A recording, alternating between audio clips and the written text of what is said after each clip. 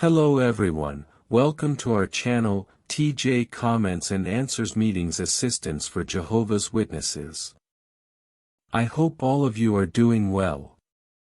In this new week, we are going to prepare for the comments in the section, Dig for Spiritual Gems. We are in the week of December 8th to 14th, and we will be analyzing the book of Isaiah chapters 6 to 8. Let's begin.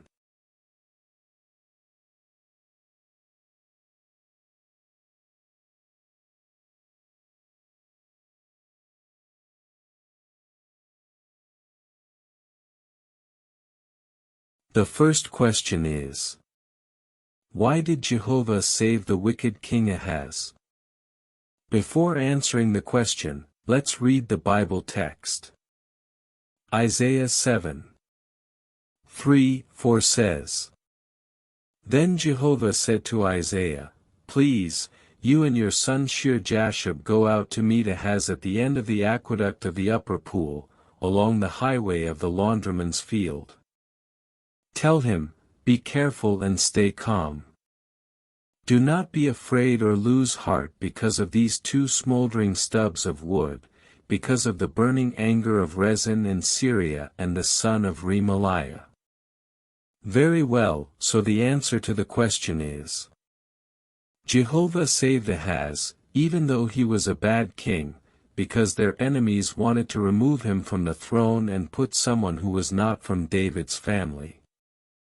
If they had succeeded, the promise that the Messiah would come from David's line would have been put at risk.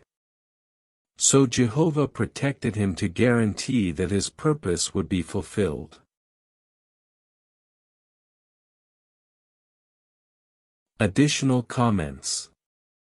This teaches me that Jehovah always fulfills his promises, no matter who tries to oppose them. Sometimes it may seem like bad things are threatening Jehovah's purpose, but he is always in control. I can stay calm, because if Jehovah has promised something, no one can stop it. It also reminds me that Jehovah can help even in situations that look unfair to us. Ahaz did not deserve to be saved, but Jehovah acted thinking about the future of his people. I want to trust that, even when I don't understand why Jehovah allows certain things, he always knows what is best and acts in favor of his purpose and of those who love him. Let's go to the next question. What spiritual gems have you found about Jehovah, the ministry, or other topics in this week's Bible reading? Isaiah 6:5 says, Then I said, Woe to me! I am as good as dead, because I am a man of unclean lips and I live among a people of unclean lips, for my eyes have seen the King, Jehovah of armies himself. Very well, the comment is: this verse teaches me that Jehovah does not expect me to be perfect to serve him. Isaiah realized that he said things that were not right, yet Jehovah used him. That encourages me, because I also make mistakes in my speech or behavior, but if I recognize my errors and want to improve, Jehovah can continue using me in his service. Next comment. Isaiah 6:8 says, Then I heard the voice of Jehovah, saying, Whom shall I send, and who will go for us? And I said, Here I am. Send me.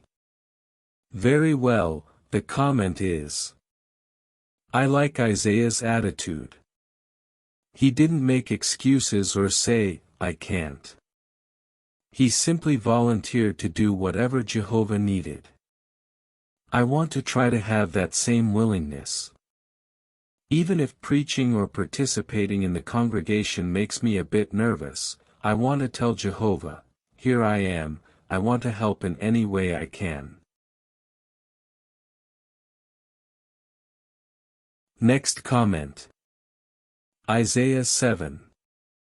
9 says, Samaria is the head of Ephraim, and the son of Remaliah is the head of Samaria.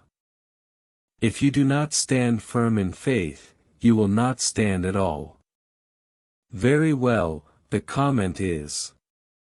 This verse reminds me that faith is what helps me stay strong when I face problems. If I let doubt win, I'll feel weak and discouraged. But if I trust in Jehovah no matter what happens, I will be able to keep going.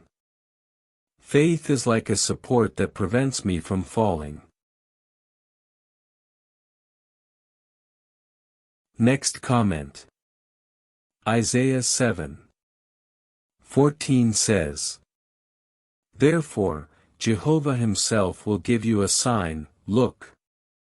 The young woman will become pregnant and will give birth to a son and will name him Emmanuel.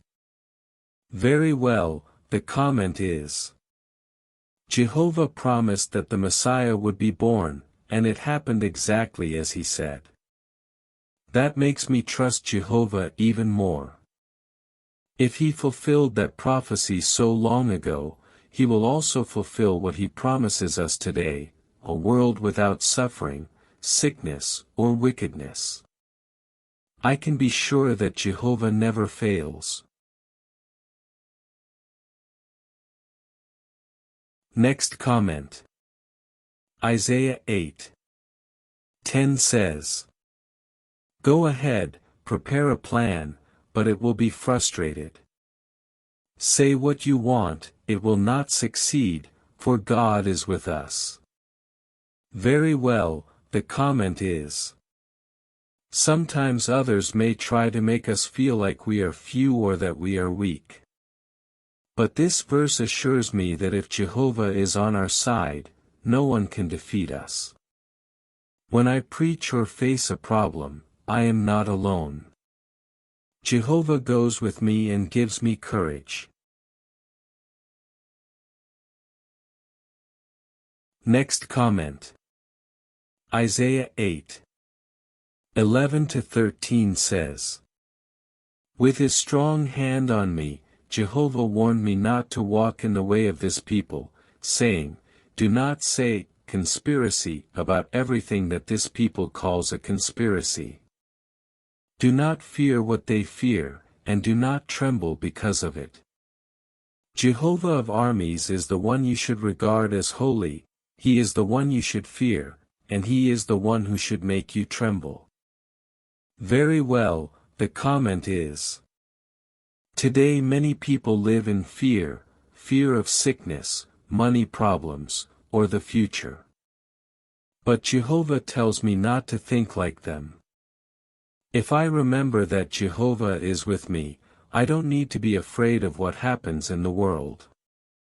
I respect Jehovah, not the problems. He is the one who can truly protect me. Next comment.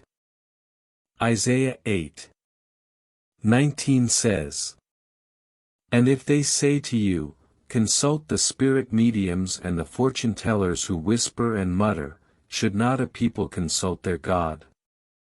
Should they consult the dead for the benefit of the living? Very well, the comment is. There are people who look for answers in witchcraft, divination, or spiritistic practices. Even if sometimes they do it for fun, Jehovah helps me see that this is dangerous and comes from wicked spirits. I want to always look to Jehovah for guidance, because he is the one who cares for me and speaks to me through the Bible. Well, that was the analysis of the comments and answers for the Dig for Spiritual Gems section of this week. I hope it is very helpful to you, my dear brothers and sisters. I send you a big hug, and may Jehovah always bless and protect you.